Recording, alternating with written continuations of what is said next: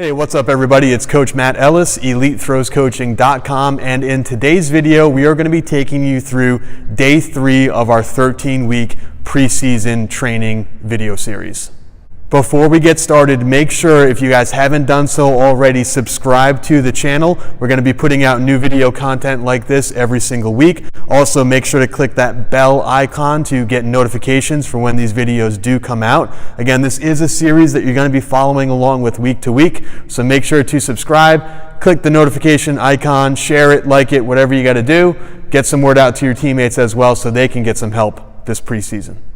Before I get started with week 3 today, I wanted to take a second to address some people who have sent emails to me concerned that they don't have the timing down correctly for this preseason workout. See, this preseason workout started the last week of August, and we had a lot of schools, especially here in New England and the colder weather states, that don't start up until after Labor Day. So you've got coaches that are reaching out to kids now who are saying, well, we're going to do some preseason training, but you've only got a shorter time period. You've only got 10 weeks, 11 weeks, whatever it is. You don't have the full 13. So here's how you're going to set it up. The first thing you're going to do is you're going to make sure you're always going to start with week 1.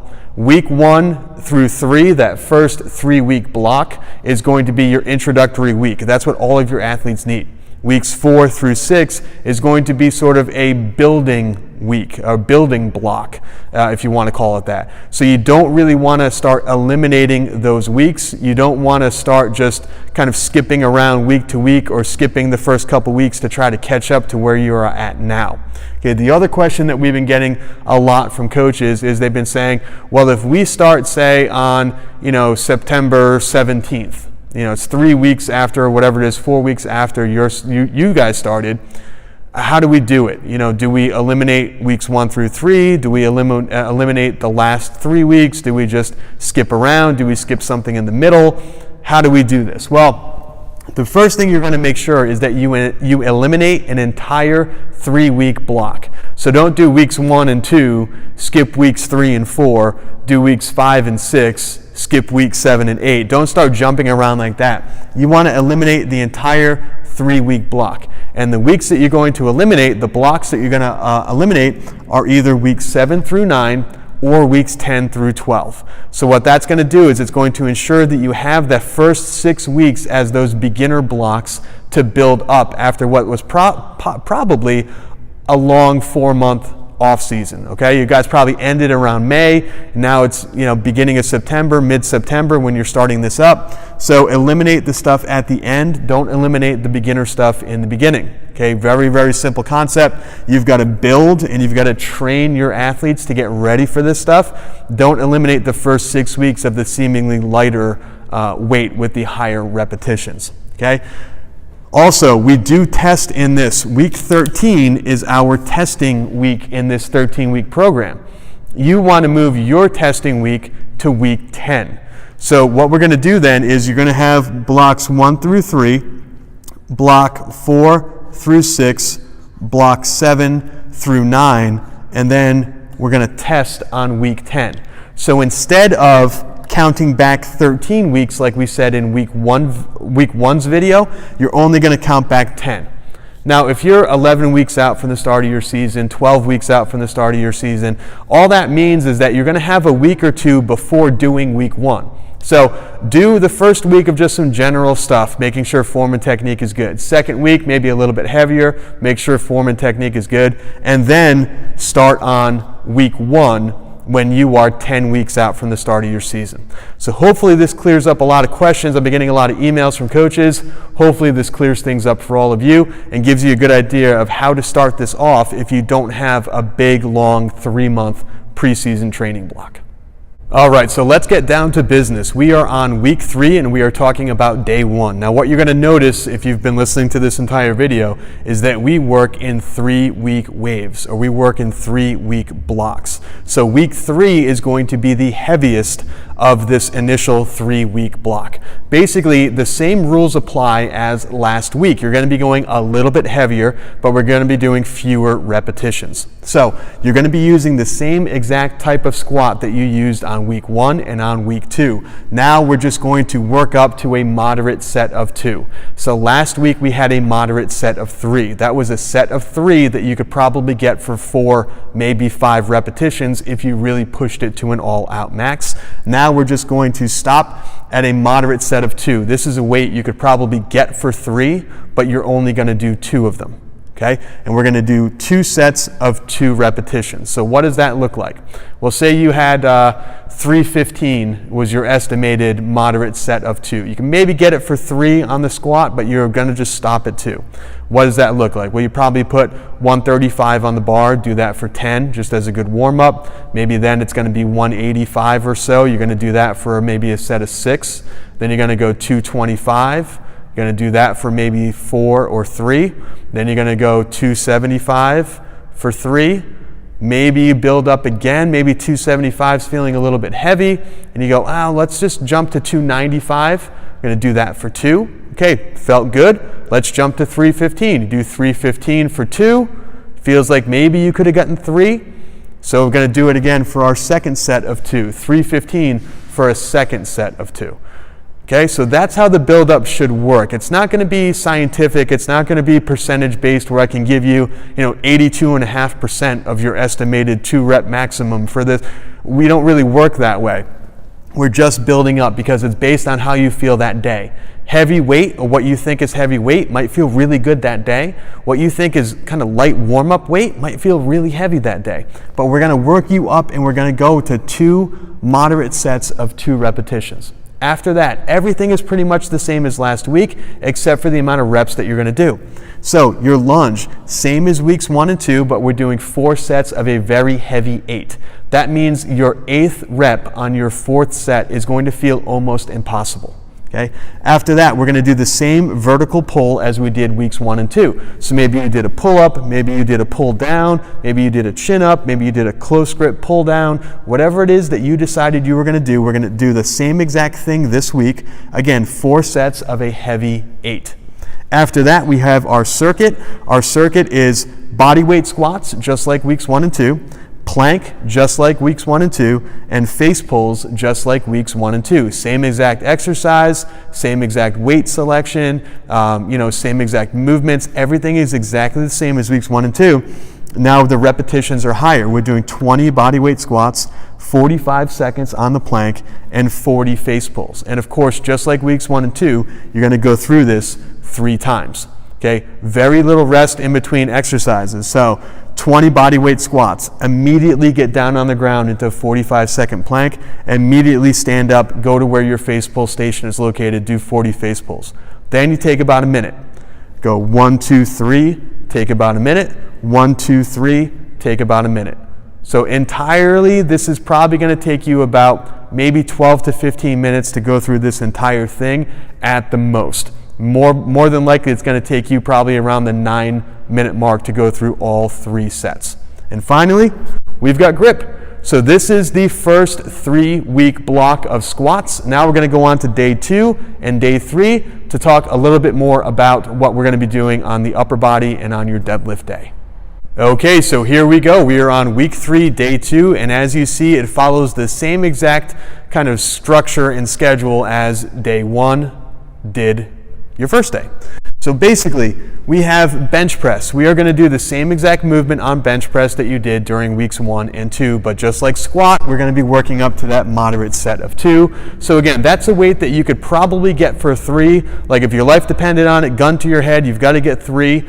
That's the weight you're going to use, but you're only going to do 2. After that, we have our secondary press movement. I'm a flat bench incline press for the secondary. Some coaches like incline press first and maybe do like a flat dumbbell press for their secondary. Whatever you did weeks 1 and 2, you're going to do it again. 4 sets, heavy 8. Again, the 8th one is going to be almost impossible, but heavy enough so that you can still get it. Okay? You've got your horizontal pull. I think last week I might have called it a linear pull, but your horizontal linear pull is going to be the same as weeks 1 and 2, but again, heavier. 4 sets, heavier set of 8. You can see that we're progressing in 3-week blocks. So that's why this week, if you look back, week 1 was kind of light, week 2 was kind of medium, week 3 is heavy. Okay? We then have the same exact tricep press down that we did. weeks 1 and 2, we're going to do 15 repetitions just like we did last week, but now we're going to try to go a little bit heavier. So maybe that means you use a bigger band if you were doing banded triceps. Maybe that means you use more weight on the weight stack if you were using some type of a cable press down machine. Try to go a little bit heavier. Maybe you don't get 15, maybe you only get 13 or 14, totally okay. Then we're going to do the same type of that core kind of crunch bending at the waist movement that we did during weeks 1 and 2. Now we're going to do 25 instead of the 20 that we did last week. Upper back, we're going to use the same movement as weeks 1 and 2, but instead of 30 repetitions that we did last week, we're going to do 35. So you're probably going to have to stay at the same weight for these, but just do 5 extra reps. Same exact idea as squat day, no rest in between. You're going to do your press downs, go right into your crunches, and then right into your face pulls or your upper back movement, whatever you chose to do. Take a minute rest, go through all 3 of those again right in a row, take a minute rest, and then go through all 3 of those again a third time. And then finally, grip at the end. So you can see, you could probably assume deadlift day is going to look almost identical to this. It is a little bit different, but after this initial 3-week block, we really start to change things up. So that's why you can't skip the first 3 days or the first 3 weeks. You've got to do these, you got to do them in order, don't jump ahead. This is your base, because next week, weeks 4, 5, and 6 are going to get a little bit crazy.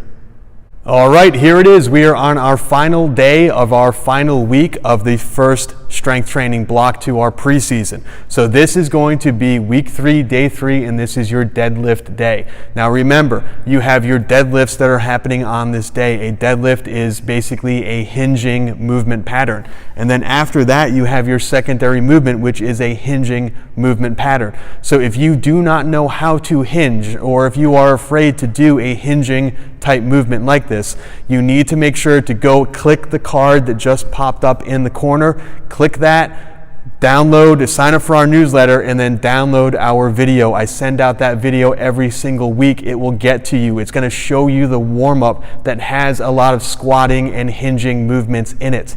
This is going to get your hips and your hamstrings and your lower back and your glutes fired up and ready to do a workout like this. And I want you to do that every single day that you are in the weight room, okay? It is imperative, it is paramount, it is super, super, super important that you do a good active warm-up. We want to make sure you are doing that warm-up before each of these days. So click that link that popped up. Make sure you guys go visit, make sure you sign up. This is not a sales pitch, this is a health pitch. You need to stay healthy during the season, you need a good warm-up. Click that link, it is a very, very good warm-up.